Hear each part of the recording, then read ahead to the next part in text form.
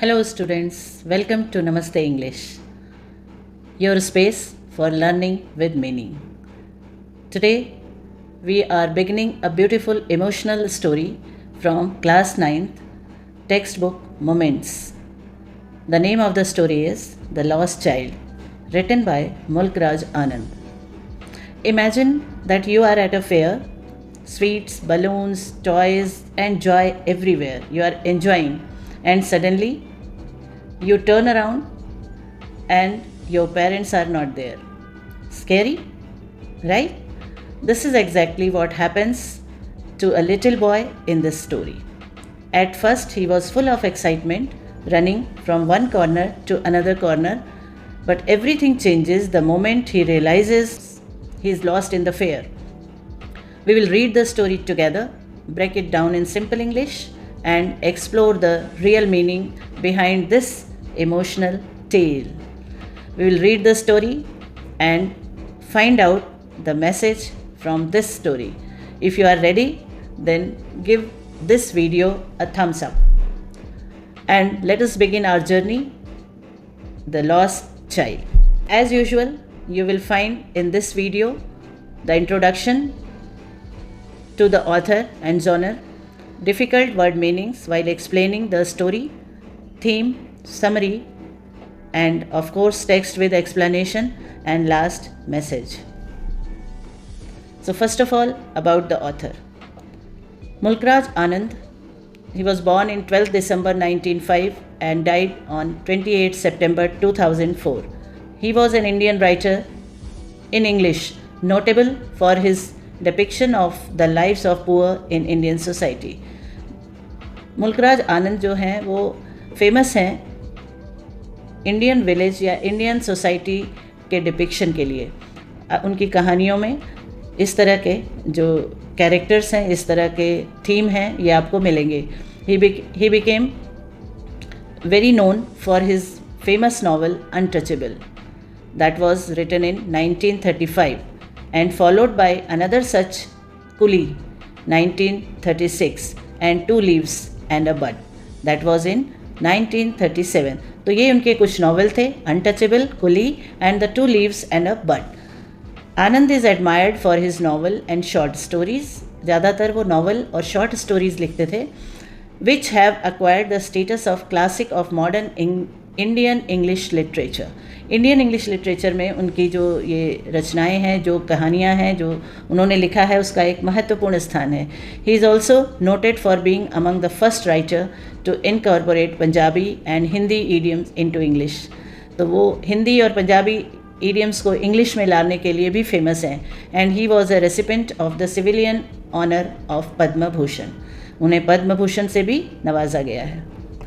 अब हम बात करते हैं द लॉस्ट चाइल्ड के थीम की. The central theme of the lost child is the deep bond between parents and children. Of course it is obvious, जैसा कि मैंने इंट्रोडक्शन में थोड़ा आपको बताया था कि बच्चे और पेरेंट्स के बीच के बॉन्ड को दिखाता है. और उसके साथ ही साथ the story highlights the child's dependence on his parents for security and love and emotional turmoil he experiences when separated from them. दोनों तरह की सिचुएशन दिखाई गई है, जब वो पेरेंट्स के साथ हैं और जब पेरेंट्स से अलग हो जाता है तो क्या उसका स्टेट ऑफ माइंड होता है. In the lost child by Mulk Raj Anand. अब ये एक समरी है कि लॉस्ट चाइल्ड जो स्टोरी है रिटन बाय मुल्क राज आनंद, उसमें एक यंग बॉय है जो मेले में जाता है अपने पेरेंट्स के साथ. He visits a fair, village fair with his parents. He is drawn to toys, sweets, rides, but his parents gently refuse his request. Maybe because दो रीज़न हो सकता है. either parents may not afford all his demand, या फिर parents बच्चे को pamper नहीं करना चाहते थे कि वो जिद्दी ना हो जाए. Suddenly he gets separated from them in the crowd. और अचानक वो बच्चा अपने पेरेंट्स से मेले में बिछड़ता है. Panic replaces excitement. जितना मेले के लिए वो एक्साइटेड था, अब उसको चारों तरफ से डर लगने लगा है, पैनिक हो जाता है. A kind stranger tries to cheer him. एक स्ट्रेंजर, अजनबी आदमी उस बच्चे को रोता देखकर उसे उठाता है, उसे खुश करने की कोशिश करता है और वही चीज़ों को दिखाता है जो वो अपने पेरेंट्स से मांगता है और पेरेंट्स ने रिफ्यूज़ किया था. So he tries to provide him all those things which he had earlier requested to his parents. But the boy now wants only one thing, लेकिन बच्चा जब पेरेंट्स से बिछड़ता है तो उसे कुछ भी नहीं चाहिए, only thing he wants his parents. Now the text begins. It was the festival of spring. Spring का सीज़न है, बसंत ऋतु. फ्रॉम द विंट्री शेड्स, मतलब ठंड से अब बसंत की तरफ हम आगमन कर रहे हैं, कोल्ड शेड से बाहर निकल रहे हैं. ऑफ नैरो लेन्स, पतली गलियों में. एंड एलीज, एलीज मतलब रास्ता, ये एक फ्रेंच वर्ड से बना है. एमर्ज्ड अगेली क्लैड, तो इन गलियों से होते हुए क्या निकलता है? Happily dressed humanities, people in गलियों से होके लोग जा रहे हैं. They are happy and dressed very well. Some walked, some rode on horses, कुछ पैदल जा रहे हैं, कुछ घोड़ों पे जा रहे हैं. Other sat being carried in bamboo and bullock carts, और जो कुछ हैं वो बैम्बू और बुलक कार्ट्स की गाड़ियों में भी बैठ के जा रहे हैं. वन लिटिल बॉय रैन बिटवीन हिज फादर्स लेग, एक छोटा बच्चा अपने फादर के पैरों के बीच में दौड़ रहा है. Brimming over with life and laughter, brimming over मतलब फिल्ड विद, वो उसके एनर्जी बहुत है. Filled with life, brimming over with life मतलब एक्साइटेड, एंड लाफ्टर, और खूब हंस रहा है. Come child come, called his parents, बच्चे के पेरेंट्स बार बार बुला रहे हैं, आ जाओ आ जाओ बेटा आ जाओ. एज ही लैग्ड बिहाइंड, क्योंकि वो पीछे हो जाता है बार बार. लैग्ड बिहाइंड मीन्स पीछे हो जाना. Fascinated by the toys in the shops, क्योंकि वो जो भी शॉप्स में अट्रैक्शन उसे दिख रहा है वो देखने लग जा रहा है, और इसलिए वो बार बार पीछे हो जाता है.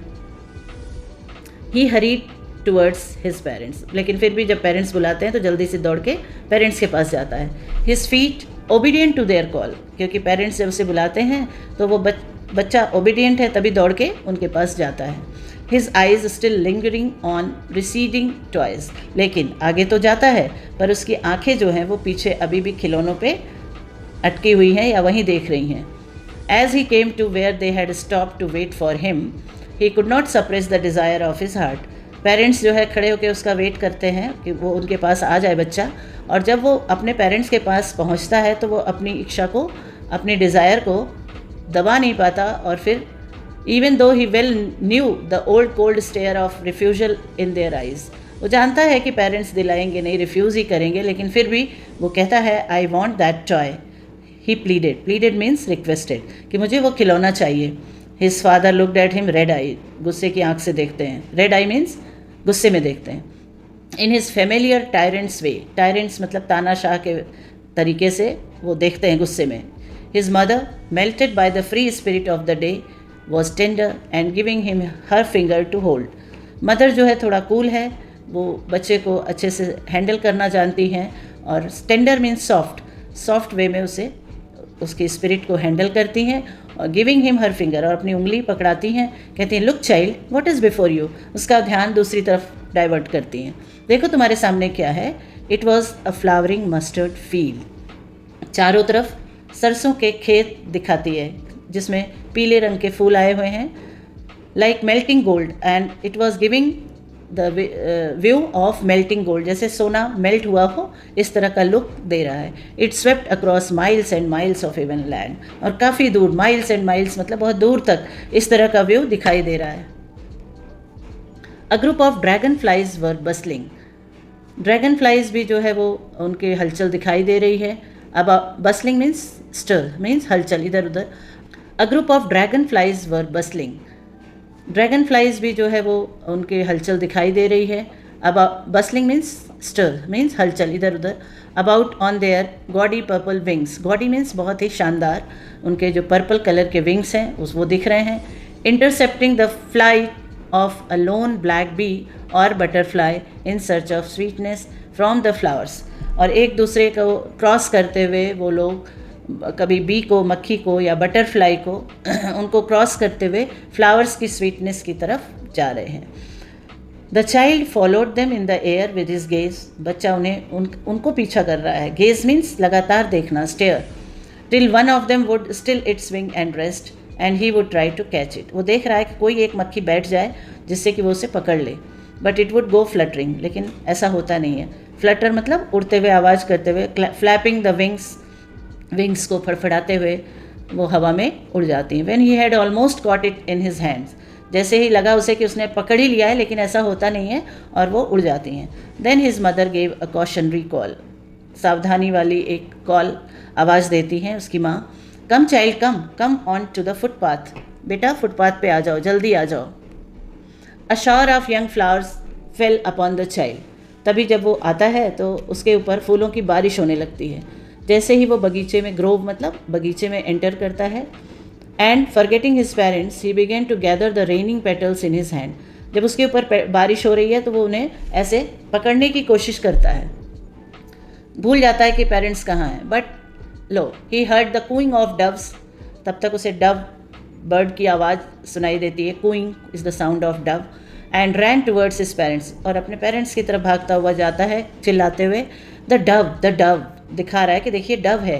The raining petals dropped from his forgotten hands, और भूल जाता है और उसके हाथ से जो पेटल्स उसने कलेक्ट किए थे फूलों के वो गिर जाते हैं।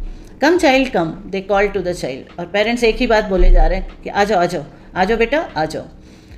Who had now gone running in wild keepers, जो कि बच्चा जब उसे बुलाते हैं तो वो दौड़ता हुआ, केपर्स मतलब एक प्लेफुल मोमेंट में दौड़ता हुआ वो जाता है राउंड द बनियन ट्री, बनियन जैसे पेड़ के आप चारों तरफ चक्कर लगाने लगो या एक तरफ से स्विंग करते हुए, that is called keepers. And gathering him up they took the narrow winding footpath, तो इस तरह से करते हुए उन्होंने कौन सा रास्ता लिया, एक नैरो फुटपाथ पे, which led to the fair through the mustard fields, और जो कि मस्टर्ड फील्ड के बीच में से मेले की तरफ जा रही थी, मे भी शॉर्टकट रास्ता रहा होगा। As they near the village the child could see many other footpath, जैसे ही वो विलेज के पास जाते हैं तो बच्चा जो है वो और फुटपाथ के पास चला जाता है। फुल ऑफ थ्रॉन्ग्स, जहाँ पे बहुत सारा क्राउड ऑलरेडी इकट्ठा हुआ है, throngs means huge crowd, converging to the whirlpool of the fair, और जैसे कि वर्लपूल मेले में जैसे भंवर जैसे सब इकट्ठे घूम रहे हैं, तो इस तरह का माहौल है। And felt at once repelled and fascinated by the confusion of the world he was entering, तरह तरह के लोग हैं, तरह तरह की आवाज़ें हैं, और बच्चा जो है उसी में कन्फ्यूज्ड है, समझ नहीं आ रहा है क्या हो रहा है। अ स्वीट मिट सेलर हॉग, उससे तरह तरह की आवाज़ें आ रही हैं पर उसी में एक आवाज़ उसे सुनाई दी, gulab jamun, rasgulla, barfi, jalebi, at the corner of the entrance, and a crowd pressed round his corner at the foot of an architecture of many colored sweets decorated with leaves of silver and gold. अब ये डिस्क्रिप्शन दिया जा रहा है कि sweet की shop में क्या क्या चीज़ें थीं। सभी क्राउड उस तरफ जाने लग गए। At the foot of the architecture of many coloured sweets, मतलब बाहर की तरफ उसका जो आर्किटेक्चर है, डेकोर है, वो बहुत मल्टी कलर स्वीट्स से डेकोरेटेड है, और उन स्वीट्स पे कुछ जैसे सोने और चांदी के वर्क लगा दिए जाते हैं, वो शाइन कर रहे हैं। The child stared open-eyed, and his mouth watered for barfi, and that was his favorite sweet. बच्चा उसको देखता है, उसके मुंह में पानी आ जाता है क्योंकि उसकी फेवरेट मिठाई बर्फ़ी थी। वो कहता है I want that बर्फ़ी।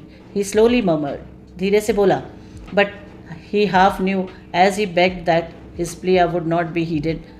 जानता था कि वो बोलेगा लेकिन उसकी ये रिक्वेस्ट, प्ले में अपील कोई नहीं सुनने वाला है, because his parents would say he was greedy. उसके पेरेंट्स बोलेंगे लालची हो, जहाँ देखते हो मांगने लग जाते हो। So without waiting for an answer he moved on, हालांकि उसने बोला और उसने आंसर का वेट नहीं किया क्योंकि he was sure he won't get, इसलिए बिना आंसर का वेट किए वो आगे बढ़ जाता है। तो ये इस वीडियो में हमने पार्ट 1 की बात की है। That is all in this video. See you in the next part, means part 2, the lost child के पार्ट 2 में हम आगे की कहानी डिस्कस करेंगे। अगर आपको ये वीडियो कुछ हेल्पफुल है तो please don't forget to subscribe for more stories, lessons and learning. Keep sharing, keep smiling, keep shining.